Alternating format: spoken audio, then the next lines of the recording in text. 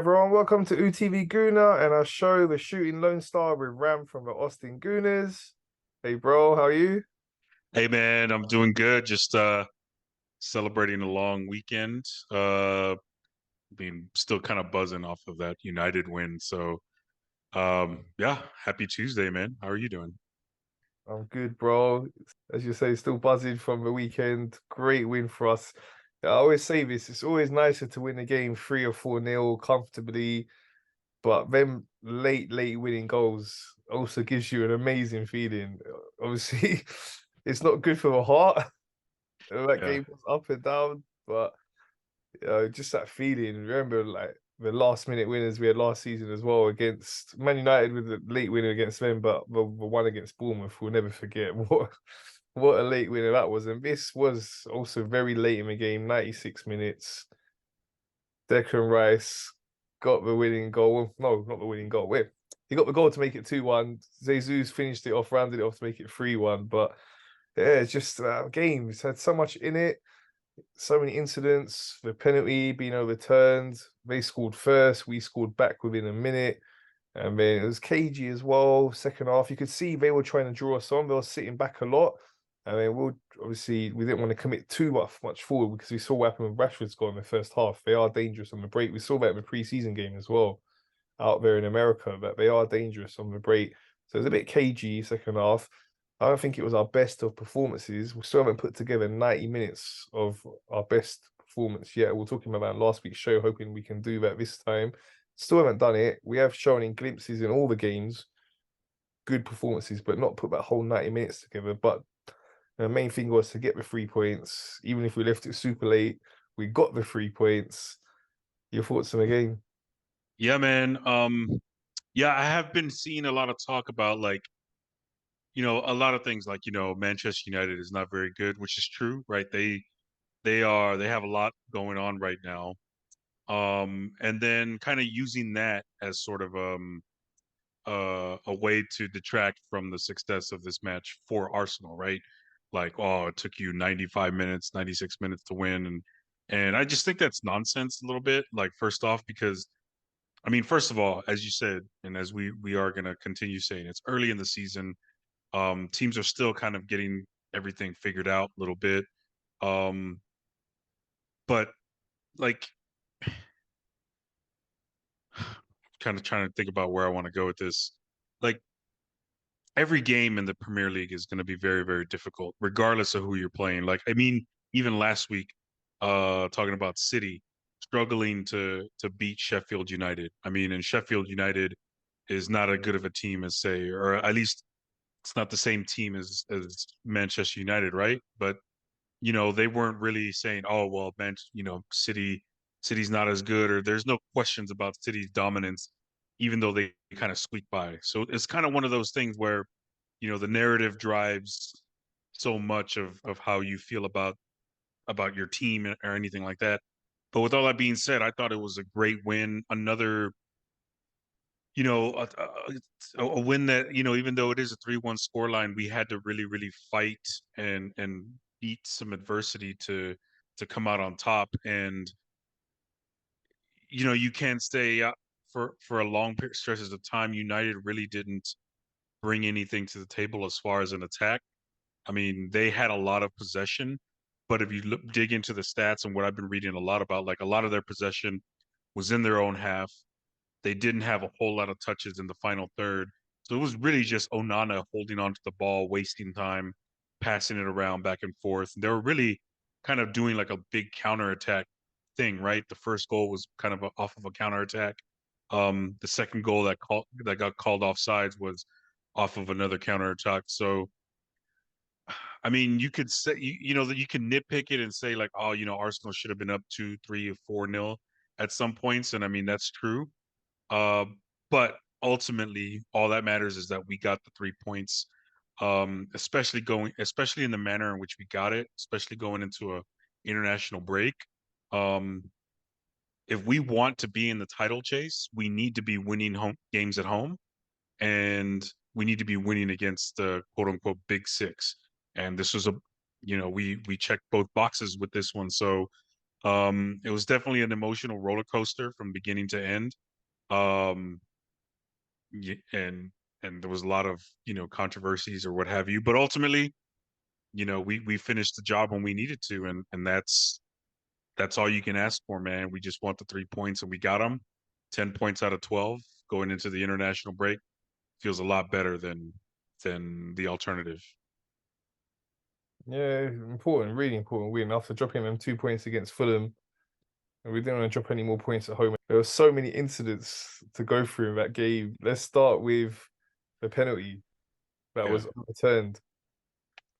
Normally, they say VAR will only overturn a penalty if it's a clear error.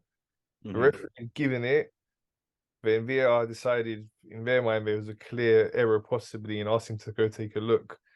Now, I've been speaking to a lot of fans, a lot of Arsenal fans, Man United fans, and obviously from each team, they're gonna have your own perspective. Like if it was other way around, we'll be saying that was not a penalty, it's soft. But from our point of view, there was contact there. He's given the penalty. Was there enough clear evidence for him to then go and overturn it?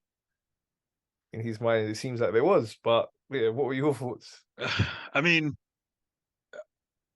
this kind of thing, you know, and I guess watching American sports, particularly American football, you get to this because we've had instant replay for a long time, and I feel like American football was one of the first sports. I could be wrong, that had instant replay that does this, and every other sport has kind of come up off of that. And there is a lot of discussions around that. And ultimately, I mean, they word it differently, but clear and obvious, they say here in the Premier League, whereas in America, it's more like overturning the call on the field is a standard, right? So whatever the call is on the field, is there enough evidence to say we have to change it or not, right? Like, what's the decision?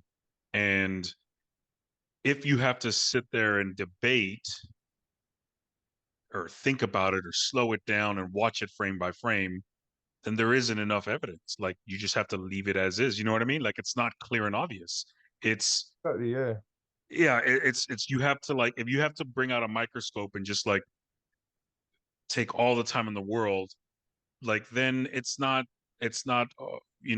you can't overturn it. And that's what they did with that call. Now ultimately, like, I think if that were to be no penalty on the pitch, right, then and you go to VAR, I think I don't know if that ends up getting turned into a penalty. You know what I mean? Like there's no, it's not clear and obvious either way. Yeah, yeah. And yeah, you can't change it. So what are we even doing with VAR in that situation where we're trying to take away, ultimately it's like you're taking away goals, you're taking away what people like about the game. And I mean, yeah, like I said, ultimately, like, if you have to spend that much time analyzing it frame by frame, we're doing it wrong, because it becomes about the referee now becomes part of the game, when ultimately you don't want it to be that way. You want to make them less a part of the narrative, right? Because now we have pundits who are former referees, and now they're talking about it. And I didn't get to see the Sky Sports broadcast of it, but I was listening to a podcast earlier, and they were even saying, like, Mike Dean initially was like, "Oh yeah, that's a penalty," and when they reviewed it, he was like, "Well, that's the right call. They should. That's not a penalty." It's like, what are we even doing? Like, what does he even contribute? What's the point of it all? You know what I'm saying? Really frustrating. Yeah, for sure. But I was speaking to one of my friends who's actually a Watford fan. So he's a Yeah. neutral to it all, doesn't care Mm. either way. And he was saying that it's the consistency as well. If you think like 2 weeks' time, similar situation will happen, are they going to do the same thing? Mhm. We just see so much inconsistency. Like that same incident could happen in 2 weeks' time. I'll be like, no, we're going to go over referee's call. There's not enough clear evidence. And that's the problem we always seem to have with refereeing and VAR. There's no consistency. But yeah, for you, was it a penalty? I'm gonna say yes. I mean, there was contact. Now, granted, when you look at it and when you slow it down frame by frame, you could probably say, you know what? Maybe Havertz made a lot of that, but precedent shows that that's a penalty. Marcus Rashford himself got that same kind of call not that long ago. Yeah, based on precedent, excuse me, for me, that's a penalty. You can look at it all you want and you can't find a clear and obvious error in calling that a penalty. I mean, that's just I mean, we've seen like City have gotten calls like with that amount of contact. And yes, it's harsh, but that's the rule, and it's been called a penalty before, so why not call it a penalty yesterday or 2 days ago? You know what I mean? For me, yes, penalty. Yeah, for me too. Contact was there. All right, you can say it's a soft penalty, but it's still a penalty. Yeah, So for me, Man United got very lucky with that call. So Rashford opened the scoring for them. Unfortunately, we gave a ball away. They hit us on the break. We know they're very dangerous at that. He took that goal really well. Credit to him. We know he's a great player and he's playing in his preferred position now on the left side, and he was dangerous. And he got the goal for them. But what an answer from us. yeah. Within less than a minute, it was amazing. I actually had a friend of mine who's a Man United fan, a colleague, and in our work WhatsApp group, he decided as soon as Rashford scored to text in the work group with my name and put in Rashford in capital letters. So 1 minute later, I'm able to reply to him, "Oh, the guy, Odegaard, yeah, bro." I And love he it. went quiet anyway. Up by the end of the game, I didn't hear from him.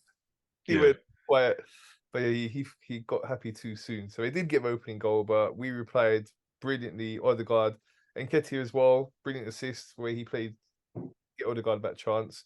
It was a really good goal. yeah, man, that sequence was incredible. And Rashford, there at the bar, were a ton of us out there, and then like someone behind me is saying like he's going to his right, cut him off, and then sure enough, what does he do? That's his move, right? Um, and it looked like Ben White, Saliba, one of them two. There was some miscommunication there. Ramsdale got a hand on it, but when a shot has that much power, you gotta. I mean, maybe 9 times out of 10 that's going in, and the 10th time it's a great save. You saw him do it against like Mo Salah in the Liverpool game last year, but that was just I mean, what can you do? Skipping forward ahead of the game, Rashford had another similar run, similar type of touch, and we adjusted really well to the point where we had almost three people covering him. He took the similar shot. It was harmless. Nothing happened. So kudos to our guys for adjusting, but still, there was definitely a mistake, but you could tell, like, I mean, they adjusted really well. But then, as you said, yeah, man, like, I mean, we barely had enough time to sulk, and before you know it, we're driving down the pitch again, and incredible, beautiful, one-touch passing. That's vintage Arsenal, right? That's the Arsenal we saw even last year. That's the kind of football we need to see a little bit more. But they responded really well, and just like this team likes to do a lot, in adversity, they responded, and it was just absolutely incredible. Odegaard, that shot is becoming his trademark, man. And you can, reminisce to earlier in his career where, a lot of times that shot was sailing. And you can tell that that's definitely something he works on the training ground, man. Probably like takes an extra 50, 60 shots a day, just making sure he's comfortable when that happens because yeah, when that ball was in there and we saw Odegaard by himself, I mean, I put my hands up before he even took the shot because I was like, "That's in, yes." And it was clear as day, bro. It was a beautiful way to bounce back. Yeah, it's amazing. So going into halftime, 1-1. As I was saying to you earlier, the second half was cagey because we could see, as you were saying, they're just passing it around the back a lot. They were just sitting back, trying to draw us onto them and looking to hit us on the break. But we obviously didn't want to fall into that trap. So we weren't committing too much forward. We were the team, most dominant team, where we had the ball in the dangerous areas, even though, as you're saying, with their possession stats, it was harmless possession, just them basically wasting time and trying to draw us on. So KG, and it looked like it was heading towards a draw. Then they break on us as we're getting towards the end of the game. We're pushing for that win, and they managed to get that break. And man, my heart was in my mouth. I was like, oh my God, they've not gone and won it right towards this end of the game like this. It goes to VAR. And you're just hoping VAR does its job properly, draws the lines properly, because we know we had issues. Remember that Brentford game? But like, please draw the lines properly, and Yeah. all credit to Gabriel because he really timed it. Just it was so close, but if you could see how he held his run back, so he didn't lean forwards, Mhm. and by doing that, we managed to catch their player offside just about. Like we're talking minute, very small amount, Yeah. but it was offside. VAR made the correct decision. For once, VAR did its job properly in that situation. Yeah, I agree there, and sort of a quick justice right from earlier where we got the penalty taken away from us, and we sort of got it back in our favor with that call. And then also again for justice for United, who should have had a penalty against Onana against Wolves, um, and they didn't, right? So they ended up winning that game. And well, I mean, it comes back to you. I guess ultimately, like one could argue and say, you know what, as much controversy as that is, as it goes around with VAR, like it all kind of balances out in the end. Sometimes it doesn't. But I mean, at least yesterday, or excuse me, on Sunday, it came back around and we were able to benefit from sort of a close call, if you will. But I think ultimately it was the right call, right? Because they drew the lines, and it's amazing what can happen if you just draw some freaking lines and do your job. Um, and then also just credit to Gabriel, man. I don't even think maybe 5, 6, 7 years ago you're ever gonna see players do that because they're not. You can that just lets me know that as players are very conscious of VAR, and so they know if they can just set it up at the proper time. I mean, the way he did it, you only do that if you know that there's going to be a snapshot taken. And so I don't know if that was necessarily like an offside trap, but it was more like probably he was just like, oh fuck, here we go. And I mean, it could have gone. Imagine if it went the other way, which it didn't. But just kind of think about it real quick. And if he does that, and then it's blatantly onside, and he scores a goal, and we end up losing 2-1, he becomes the scapegoat, right? And to take that kind of risk is that's a ballsy move by a big time player, because obviously he makes the right move, and we're praising his intelligence, which I think even if he did get it wrong, it was still a very very smart football move to do. And uh, um, yeah, man, you could hear a pin drop when that goal went in, but then someone was like offside, offside, and I was like, okay, yeah, let's see. And sure enough, the crowd at the tavern went crazy, and yeah, I felt really good about that. Yeah, it was amazing. We saw like all their fans were really happy, celebrating, and then the news came through, no goal offside. It was amazing. Yeah, The reaction of our fans and to see their fans also sad. Great to see. Then getting now into injury time and we're pushing. You can see there at that point, they're just looking to see out for the draw. The changes they made defensively as well, they were just looking to hold on for a draw. We kept pushing to get the win. We got the corner. And then a major summer transfer signing, Reiss was there in the right spot. I know the shot was deflected, doesn't matter. He took it down so well, shot it towards goal, got that little bit of luck to help it go in. Didn't matter. That was vital goal for us to make it 2-1. 100%. And you know what? Credit to two players on that side that we had put in sort of as the closers. But Fabio Vieira and Reiss Nelson, I mean, they came in, and I mean, and even the commentators are mentioning it. Like everybody was looking tired. You can tell, like, yes, ultimately, I think even some guys on our side were kind of playing a little timid and playing maybe not playing for the draw, but it was almost like we had run out of ideas, and people were. I mean, you could just tell like maybe players were saying, "All right, do I have to be the one to step up?"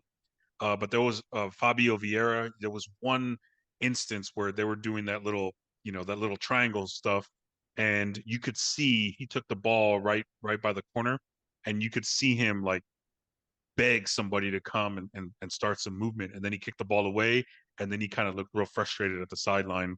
And then another play where we gave up possession to Man United, and then their defender was taking it up the pitch, and Reiss Nelson just kind of snatched the ball away from him.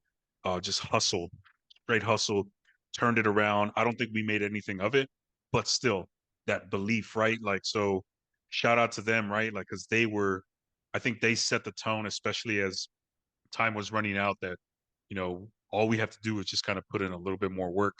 And yeah, I mean, the corner was good. Shout out to Saka, right? And then it's, again, it's amazing what happens when you shoot the ball, right? And a lot of, I think one of the biggest things us as fans have been kind of screaming and begging for is for us to take more shots, stop being so timid. Like, let's get back to just being adventurous and take a shot. And that's something that could happen, right? A deflection off of their guy and right off of Onana as well. Like, it goes in, right? Who would have thought, right? You take a shot inside the box, it might go inside the goal. Um, but fuck yeah, man, that was an incredible moment. The crowd went crazy. It was, I mean, I'm so happy for Declan Rice um, to really step in, and essentially he just cemented himself.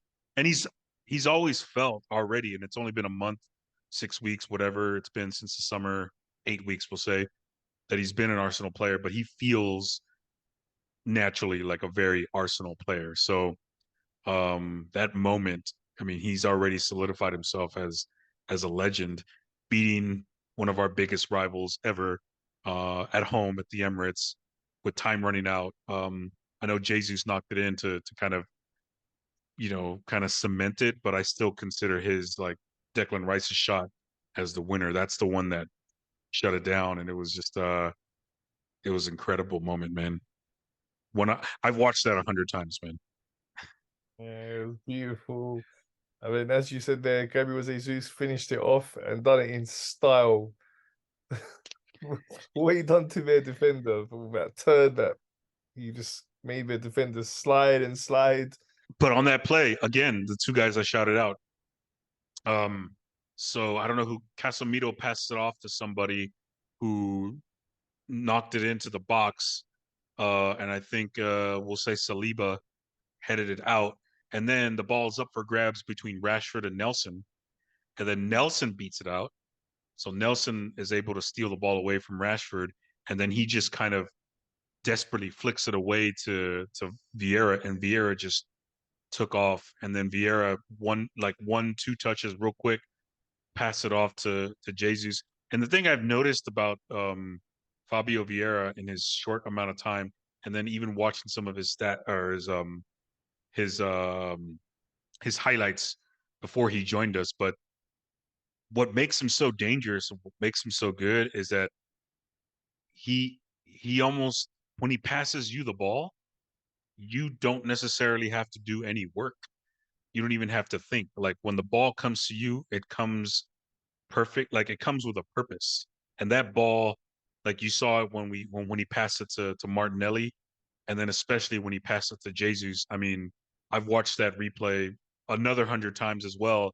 And that pass, I mean, in hindsight, you knew that was going to be a goal as soon as it left Vieira's foot, because all Jesus had to do was just pick it up and run with it, and did what he did. I mean, he wasn't going to outrun uh, Dalot, or however you say his name, and then he just knew what Dalot was going to do. I mean, that's what you have to do as a defender, right? Because if you end up taking the ball away, then you got another chance to come up. So he has no choice but to slide all 100%. And Jesus knew that. So all he had to do was just hold the ball real quick and then flick it into the corner. And yeah, man. I mean, that right there was, I mean, some of the best, the best ending I've seen in such a long time, especially against someone like United. What a way to finish that match, man. And what a way to go into the international break, excuse me, being able to banter Manchester United fans for the next 11 days or whatnot. Yeah, bro. So brilliant win. Really nice. We both said 3-1. Yep. You said it would be a close match and then we'll get put away towards the end. I thought it would be more dominant win and it would be like they'll get a consolation goal.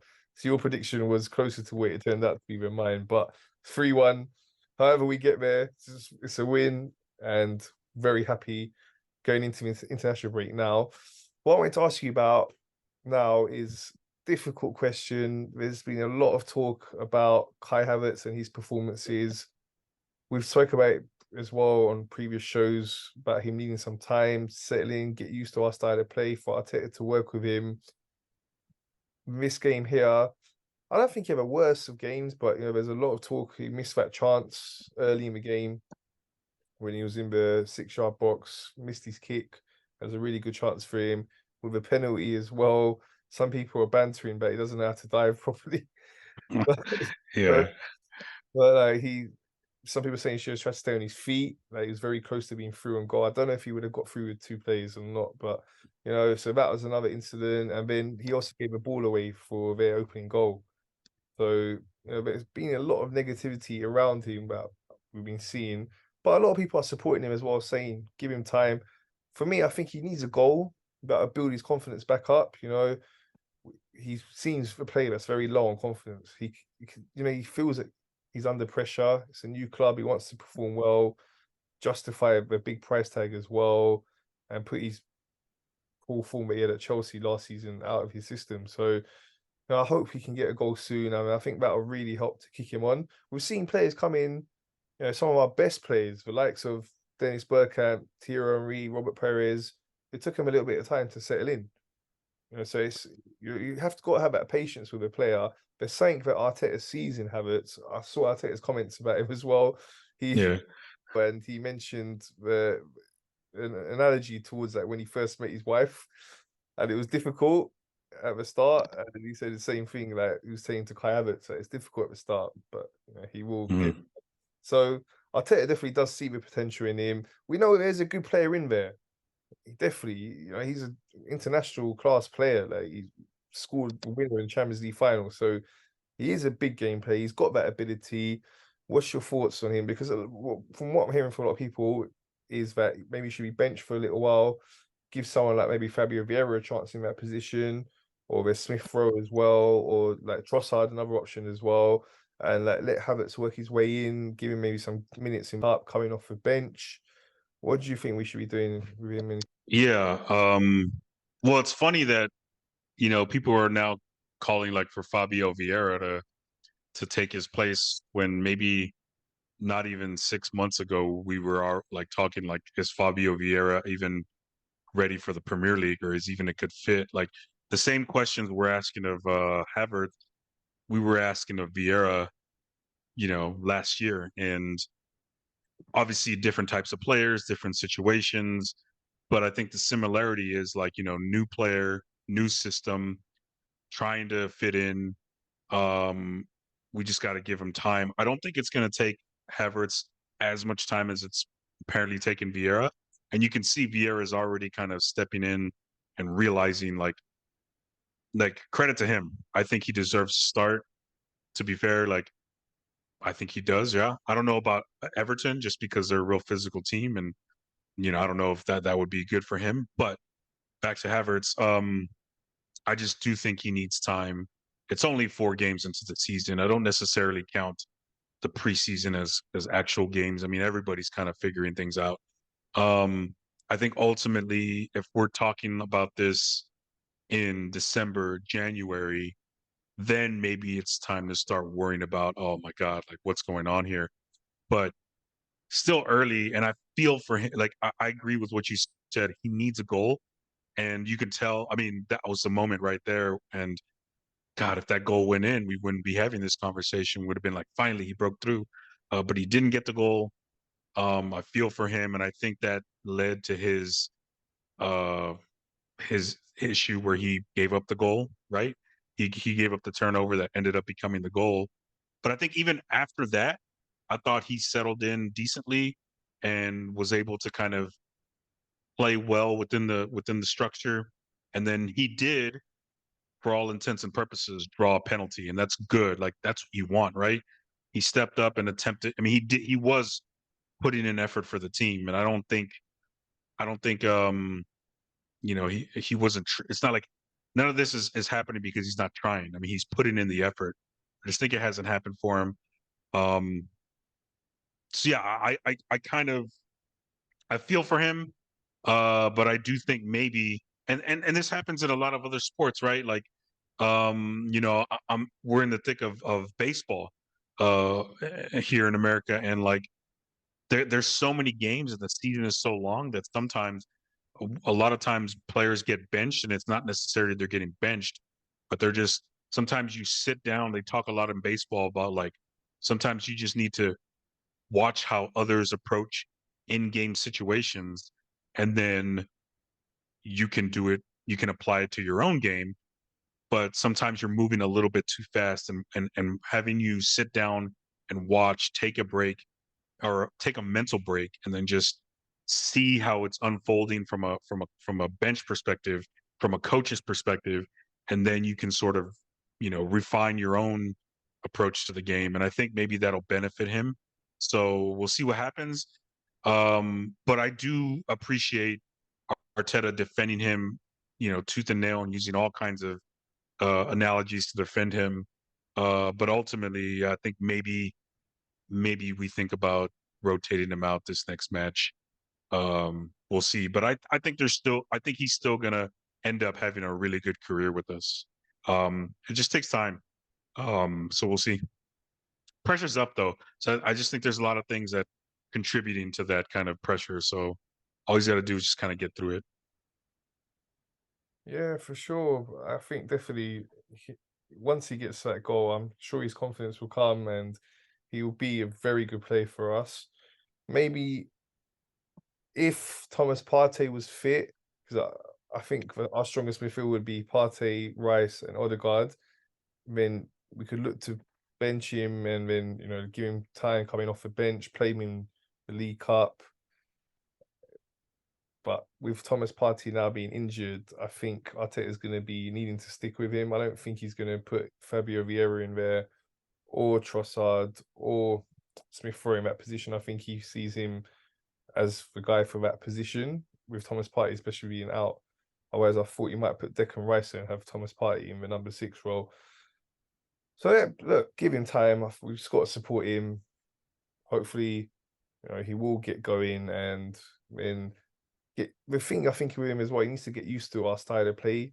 We've got really a pacey team. We know how fast Martinelli and Sakura. I don't think he's used to that with Chelsea and the style they're playing. So just he needs to get up to speed a bit more of how we play, and that'll come in time through playing games, training ground.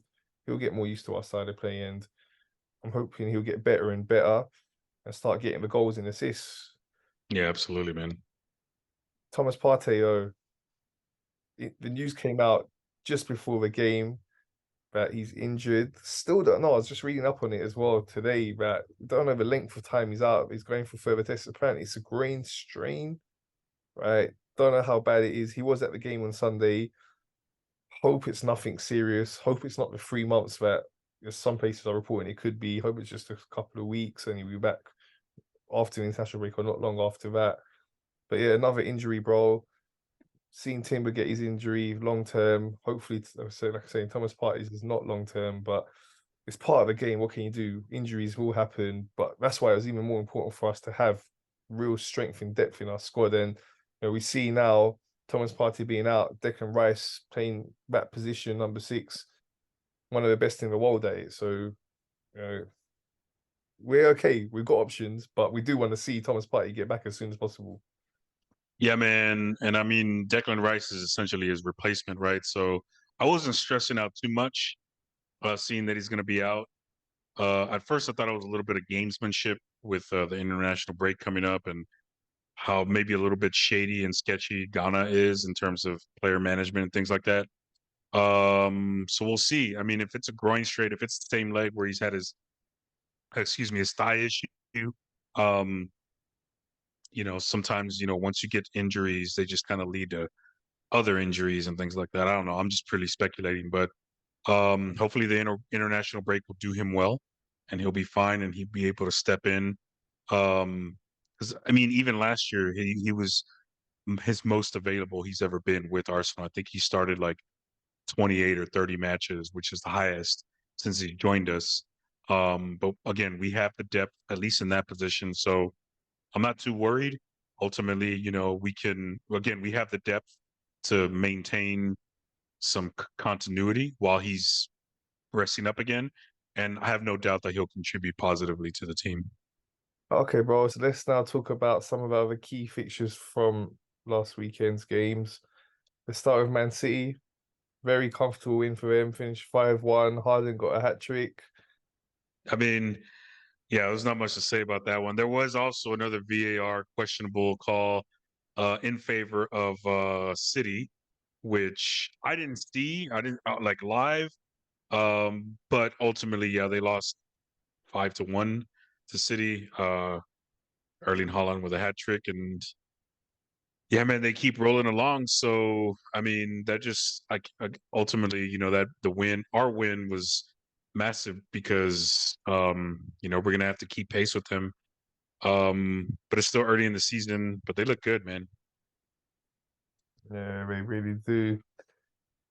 Let's talk about Chelsea versus Nottingham Forest. You went for upset. You went for Forest to win. I went for a draw. It finished 1-0 to Nottingham Forest. Your thoughts? Dude, that's a game I haven't. I watched I tuned in just in time to see the goal. So I missed the first half, so I'm gonna kind of want to watch back the replay to see what went on. But uh, dude, they are not. I mean, Chelsea. Here's the thing about Chelsea. I still feel like, we might be getting ahead of ourselves a little bit, but like, I still feel like they're gonna have a little bit of a bounce soon.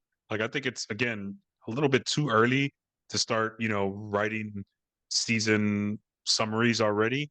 But my God, like they look terrible. They just don't seem to have any like sense of purpose. Like, and like there's a lot of players coming in, a lot of players coming out, a lot of players still injured. Um, but they don't look any different than what they looked like last year, man. So, a beautiful 1-0 win. Happy for my boy Matt Turner to get the clean sheet against them. And Nottingham Forest are a difficult team to play against, man. So kudos to them. But yep, sucks for Chelsea. And I'm glad that they're where they are, 11th in the table, 12th, excuse me. Great to see them struggling. A team that are surprisingly doing well. It is early, very early in the season, but they are doing well. Don't like to say it, but they are. I think we're up in second place. 11 points from us, but they got a better goal difference. And they had a very good win of the weekend against Burnley away. They went a goal down early, but then came back and finished off winning that game 5-2. Yeah, man. That one I watched a little bit of as well. That's one that I'm gonna do a lot of rewatching of games, or at least watching games because of this international break. But um, yeah, man, they looked really. I mean, Son had a hat trick. Madison is, by all accounts, fitting in well with that team. Um, but this is just kind of like what Tottenham always does, right? They start off a little bit hot. Everybody's talking about changes happening and things like that. So we'll see. I'm not gonna like hype them up just yet or bring them down. It's early in the season. But this is what happened with Conte too, right? Everybody was like, "Hey, man, Conte brings in this new assertive flavor," and then look what happened to them. So we'll see what happens when they get some adversity. They're playing very high intensity football, so we'll see if they can maintain that. But they look like, from what I've seen, they're playing a lot more freer because of Harry Kane being gone. So I'm not gonna say kudos to them because fuck Tottenham, but they look good, man. They might be a danger. Yeah, like I say, it's hard to say this, but they are started the season well. They are playing well, but still they've lost a player that was getting them so many goals over the course of the season. I think they're going to find it hard to replace these goals, and I do see them starting to struggle at some points. It's very early, so just credit to them for now, but I do see them starting to struggle soon. They got us coming up very soon as well, so we're going to be taking 3 points off them. Hopefully, give them a good beating and then knock their confidence down, and they go on a run of losing games very Yeah, soon. that's Another gonna be game. intense. Yeah, I'm looking forward to that. It's going to be it's a big week for us because we're playing the Champions League game. Hmm before we play them as well. You know, it's been a long wait for us in the Champions League, so massive week for us with the Champions League game and them straight after that. All right, another team that started the season well. They are looking strong. I thought they would be strong this season. Is Liverpool. They had a good win over Aston Villa 3-0. Yeah, man. That's another team. I think them more so than Tottenham. I would be afraid of, just because I think Darwin Nunez, Mo Salah, Luis Diaz is finally healthy, although he didn't have that great of a game this past match against Villa.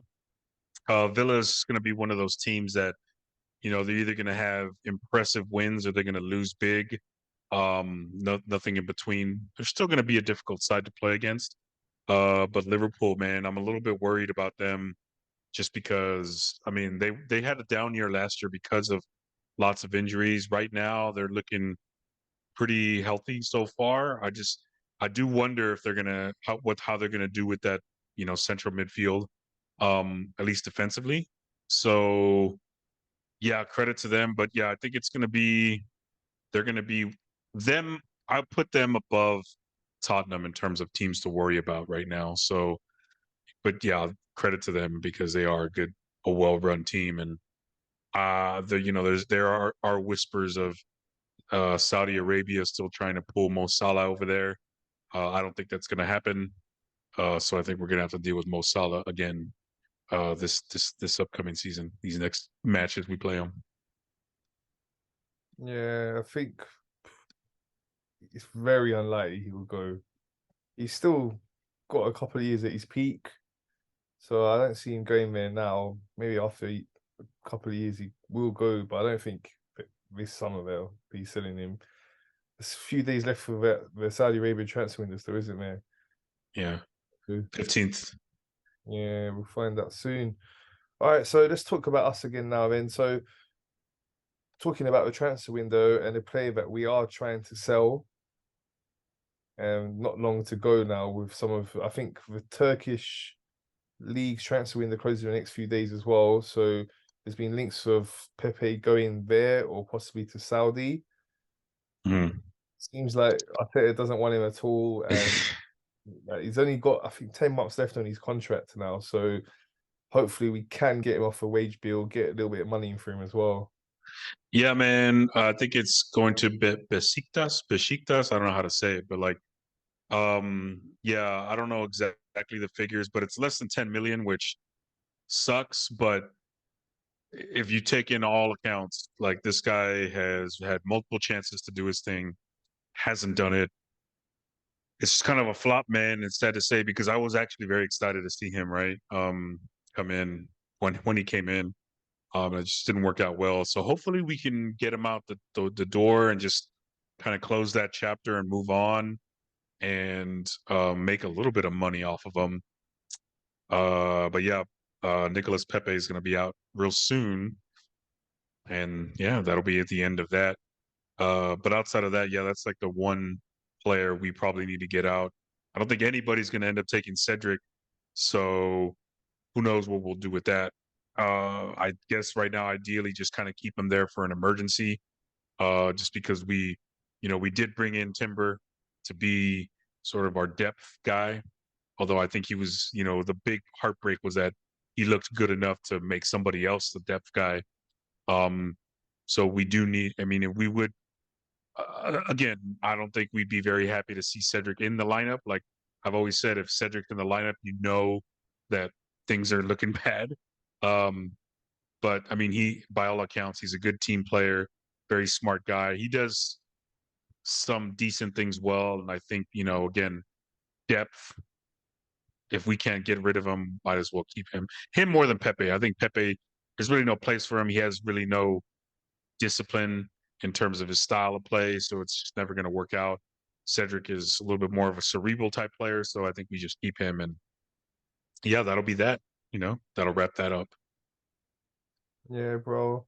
Okay, so I wanted to ask you, who is your player of the month for August? Ugh, I think I'm gonna go with the easy one just because he scored what I consider, our winning goal, but it's got to be Declan Rice, man. I just think he's again, like I said, he came in and just immediately fit in with the team. He's an Arsenal guy. Like, you just see him in the interviews, see the way he talks in post game matches. Um, I was really impressed with him and how he played in Crystal Palace, an ugly game, and he just was sort of a calming force in the midfield, a level raiser. Um, and that's why I'm really happy that he hit that goal.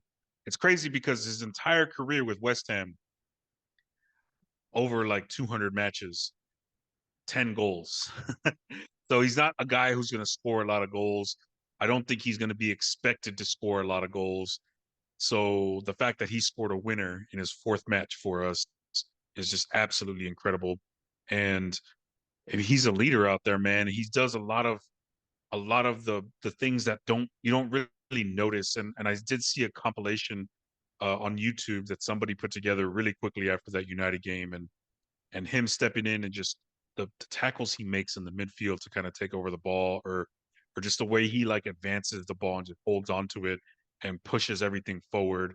Um, it's incredible to see, man. So, and he even said himself, like, he goes, I need to start taking more shots. And maybe maybe we do see a lot more goals from him for us, while he's with us, which I think would be great, obviously, right? But we obviously didn't sign him because he is a goal scorer. He's more like that guy who's going to just solidify our defense and then just make that transition to attack much better.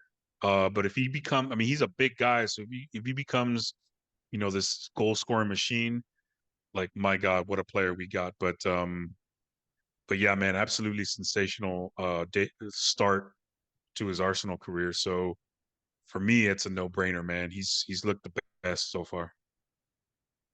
Yeah, I think definitely, as he's mentioned, he wants to work on that side of his game, and he's got the attributes as a player to add that side to his game. Already, the defensive side is so strong, and on the ball, he's really good. He's definitely big game player. You can see the mentality, the confidence. He's a great signing, really. Like, people are saying we overpaid, but that's just the way the market is. If you if that is the price that West Ham are looking to sell him at, and you want to get him, you've got to pay the money. Yeah, And I'm really happy we did. And I don't think it is overpriced. I think people say he's not the player that's going to get you loads of goals and assists, and that's what normally you pay a lot of money for. But the way football is now, and the inflated market for world-class players in any position, you're going to have to pay a lot of money. And yep, as I'm saying, I really do feel he will be able to add that side to his game, and he will start getting more and more goals. He's playing for a team that, compared to West Ham, no disrespect to West Ham, but they don't have as much of a ball as we do in games. They're not an attacking team most of the time, so he would have less opportunities to be on the ball, be in advanced positions, get into them goal scoring positions. So I see him having much more success in terms of scoring goals and assists with us than he's had with them. But you would expect that because he's playing for a team that's much more attacking. We score a lot absolutely, of man. goals, we create a lot of chances, and he's playing in a role where he can get forward. Even though he's playing at the moment as the holding midfielder, he's still got the license to go forward. I'm sure we'll see more and more of it. We've seen it in these first four games. And if he does go into that Xhaka role, Thomas Partey's back and Thomas Partey plays the holding role, I mean, we see Declan Rice in that Xhaka role that Havertz is playing right now. And again, he's going to get even more opportunities to go forward. So, yeah, I see him getting Absolutely. a good amount of goals. And yeah, so just so happy to have him. Great Hmm. signing for us. All right, well, then just to finish with, it's very early. It's a very small sample size, only 4 games in.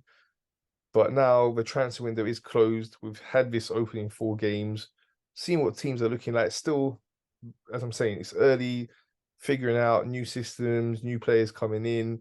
But from what we've seen so far, Man City looks strong as expected. Even though they lost a couple of big players for them during the summer, we always knew they're going to be super strong. It's a well-oiled machine. We've got many great players. There's still great depth. They've bought a couple of players in, even though they've sold a couple of important players for them. They've got a great manager like Pep, so they're always expected to be really strong. They're the treble winners, for sure. They're going to be very strong this season. So no doubt they're going to be strong going into this season. and they've showed that at the start of the season. They've won all 4 of their games, won the Super Cup as well. We did beat them in the Community Shield though, so Yeah. that was really good for us. But yeah, definitely they are looking like again the team to beat. Liverpool again, I think very strong team. They had a poor season last season, as you mentioned. Injuries was a problem for them. It's still a bit of an issue defensively, maybe in midfield, but again, they bought a couple of players. I thought on the transfer deadline day as well, didn't they? Got a player from Bayern Munich. I forgot his name, but so they're Mhm. looking to address that, and they've got players that have won the Premier League not that long ago. They've got big time players, as we know, the likes of Mo Salah, Trent, Arnold Robertson, Van Dijk. They have got some really good players. They're looking strong. Tottenham, as much as it hurts me to say that at the moment they're looking all right, but I'm not too worried about them. But they have had a good start. They've done a bit of business in the transfer window, but I don't think enough to be right up there. But they could be batting to get into the top 4. Newcastle being a bit disappointing. You called it as well. You said you thought they might struggle this season, and so from what we've seen so far, they have not had the best of starts. And I don't think the business they've done with the transfer window was that good. Man United, we've seen firsthand, they're Yeah. looking poor. They've had a poor start. They were lucky to beat Wolves in that first game. That shouldn't have been a win for them. Wolves should have had a penalty there at the end. That should have been a draw. And they dropped points away to Tottenham. They dropped points away to us. They were lucky to beat Forest as well. And they're in a bit of a mess. Like when you're signing Johnny Evans as backup cover, like great player back in the day, but now their own fans are saying that they don't understand what's going on. Why we're signing someone like Johnny Evans? They want to be up there competing at the top of the league. That's not the kind of signings we should be looking to make. So there's something not quite right with them. Also, we saw their manager. I don't know what he was watching, but he Mhm. seems to plot a little bit as well. He's talking about how he thought they deserved to win. I don't know what game Mhm. he's watching, but there's no way they deserve to win. At Yeah. best, scraping a draw. Yeah. Best is all they deserved. Right? There's no way they deserved to win that game. And him saying it wasn't offside and he thought they should have had a penalty. I don't know Get what out of here. Yeah. I don't know what he's talking about. So they're in a bit of a mess. We've had this whole situation with Sancho as well now as well. So there's a bit of a messy situation for him. So they're again looking like a team that are gonna struggle. And Chelsea, another team, expected to be one of our rivals, dropped a lot of points already. And we said it as well at the start. It's going to take them time. New manager, a lot of new players. They need time. But again, a team I don't really see being much of a threat for us this season. But based on what you've seen so far and the transfer window and the business done there, what's your thoughts on how we're looking and our rivals are looking? I guess I'll start with our rivals because I kind of want to get them out of the way because I'm a little bit more excited about us. But yeah, obviously Manchester City, there's like an aura of inevitability around them. So 4 wins out of 4 matches, not surprising at all. They look really good. Tottenham, as I've mentioned, I mean they look good, but the question is, can they maintain? I mean, they got essentially that new manager bounce. Can they maintain that over the long haul? Who knows? They don't have European football, so maybe that's going to work to their advantage. But we'll see. I do think that they're going to be sort of one of the teams to watch out to fight for top 4, just off of seeing the first 4 matches. West Ham, credit to them, they've been looking pretty solid. They're top 4 right now, right? They've had some really good wins. They look really good. I mean, they spent the Declan Rice money decent, right? They got some good players in. Liverpool, I just mentioned, I'm a little bit worried about them. I think they're going to be a lot stronger than they were last year. Um, a team that I don't know if I might have just missed you mentioning them, but maybe you didn't. But Brighton, I think is sort of the wild card, the dark horse team that is going to surprise a lot of other teams. Man, I mean, they're one of the teams that made Newcastle look terrible. Newcastle had nothing for those guys. And that guy Ferguson is someone to be scared of, right? So Brighton and Hove Albion just continuing, even as they lose all these players, just continuing to churn. Um, and yeah, I'm going to lump in United and Chelsea together. I think Chelsea's the worst of the two. Um, so I mean, I just don't know what they're going to do. I think I still think I'm going to reiterate it again, but I think they're going to be a little bit better as the season goes along. But I kind of want to revisit it. Let's just say like towards the end of November, if they're still meddling in the middle of the table, then I think some big questions need to be asked about exactly what the hell they're doing over there. Manchester United, just kind of like last year, man. I mean, they're going to get lucky with wins. They've got the pedigree with some really good players there, but they just don't seem to have anything going on. I don't know what style of play they have. I don't know their identity. Um, they play mid-table football, right? Like they're one of those mid-table teams that they're going to play a lot of teams better than them, so they're just going to sit back and counterattack. And that's not what you think about when you think of Manchester United, right? So who knows with them, bro? But all that being said, our guys, we've dropped 2 points in the first 4 games. A lot of people like to go back to last year and say, well, we were 12 of 12. We were ahead of Manchester City. We were looking good. We were firing. And but then I counter with saying, well, look how we finished, right? So a lot of things can happen. The season is long. We're going to play until May, 4 competitions in between all that. I think with all things considering, the fact that we haven't played our best football yet, to have 10 points out of 12, I think is absolutely remarkable. And if you break each game down, we dominated possession in each one of those games. We've done more with it. We just need to be more clinical. And I think that's going to come. We're scoring goals. I mean, there's only one game where we didn't score more than 2 goals, right? It was a win against Crystal Palace. So we're figuring out ways to do things. We've made some dumb mistakes that cost us 2 points, but it's a small sample size. And I think ultimately, I like the direction we're heading in. I think we need to be more consistent to be considered a title contender.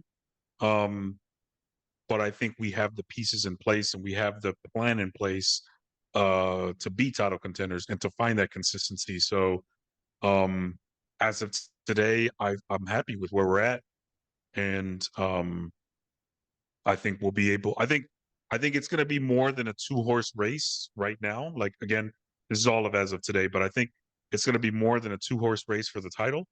But I think we have to be one of the favorites. Just because I'm a homer, right, and I'm going to root for Arsenal, right? But I think we're looking really, really good, and I think we can only get better, right? Like we haven't reached peak Arsenal just yet this season, so I'm excited for what's to come. Yeah, for sure. For us, 10 points out of 12. We would have preferred 12 out of 12, obviously, but that slip up against Fulham's happened. And through the season, we'll get them situations. Last season was a great start, and we didn't really have any of the same sort of slip ups right until the second half and the latter part of the second half. But if we're gonna have the odd slip up, you want it to be earlier in the season than later when things are really important, as we saw last season. So, City are so strong. We've got to be perfect. And I was speaking to someone after our game against Man United. He was saying all we can do is concentrate on ourselves, try and get up to the 90, 91 points and see where that takes us.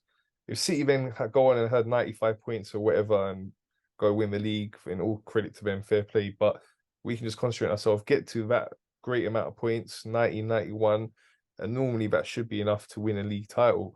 So hopefully we can do that. In terms of our performances, again, we've been saying it, we've not put a full 90 minutes together, but that's coming. It's coming. As soon as someone's going to get a real beating, we're going to put that brilliant performance in over the whole 90 minutes. So that's just going to help our confidence get more and more. Arteta's been experimenting. We've seen that with Thomas Partey playing at right back as well. And then he had Trossard as a striker against Fulham. So he's been experimenting, rotating. But as we get more and more used to the new styles of play he wants to use, and players get more familiar with their roles, and we just gel that bit more, I can just see us getting stronger and stronger. And we've got great depth in so many positions. We've got the Champions League to look forward to. That's going to be great. I know it's extra games like midweek, important games, not like Europa League where you can rest players and it's going to be like our full strength team going out for the midweek games. But it just will give him more and more confidence to play in a big competition like that. We've got a good group that I'm sure we can do really well. Top that group, go into the second half of the season right up there at the top of the Premier League, having won our group in the Champions League as well, and have a lot to look forward to in the second part of the season. And as someone was mentioning to me as well, we didn't do anything in terms of transfers on the last day, maybe because we want to see our situation in January, reassess, see what's happening, what sort of injury situation we got then. So there's a potential to add to our squad in January as well. And I think it's going to be a very good season for us. Honestly, though, as I was saying, City are the team to beat, and they are the favourites. Without question, they are a great team, and we're gonna have to be near perfect to beat them. But we got a great chance, and all we can do is concentrate on ourselves. 100%. Yeah. Yeah, exactly what you said. Ultimately, if you look at what City did last year, I don't even think they even worried about us. They just had, I mean, they were trailing us for most of the year. I mean, everybody loves to bring up that stat about how much we were in first place, and look what ended up happening. As heartbreaking as that is, there's lessons to be learned about that, and saying like, hey, yes, as you said, all we can do is just worry about ourselves. And yeah, I know a lot of people were disappointed at the end of the transfer window not doing anything, but we did get a lot of players out. I think we got the last of our deadwood players gone. We've got nothing but players that we value, and I think we're good enough to take it to January with who we had, which is why I thought ultimately it would have been nice to bring in a defender to replace Timber, but you can't just bring somebody in for the sake of bringing somebody in, right? They got to be the right fit, the right. I mean, it's pointless, right? You can't bring a level raiser who's going to be willing to just, maybe play some game. It's hard. Like it's not as simple as bringing in a body. So ultimately, I think we're okay with what we've got. And then January we reassess. We saw last January. I think that's going to be the new precedent we set in terms of making moves. Maybe not necessarily signing massive players, but bringing in pieces that are necessary for the final stretch. And I thought I happen to think we did great last January. Um, and I think we set ourselves up the previous summer to do it in January, and I think we're doing that again. And yeah, man, I think we're good to go, and we'll see what happens. Um, yeah, I'm excited. One last thing I just wanted to say: Yeah. big shout out to Eddie and Ketia. Hmm. Call up for national duty, playing for England in the upcoming games, and I've just been watching him, and he seems to be growing and growing in confidence. His performance against Man United was brilliant. He was all over the pitch. We could see him. We know he's got a lot of pace and a lot of energy in his game, but he's growing and growing, and I'm really looking forward to his progress. Arteta's put a lot of faith in him. He's sold Balogun. He's preferring Eddie as his striker along with Jesus. So just hope Eddie keeps progressing.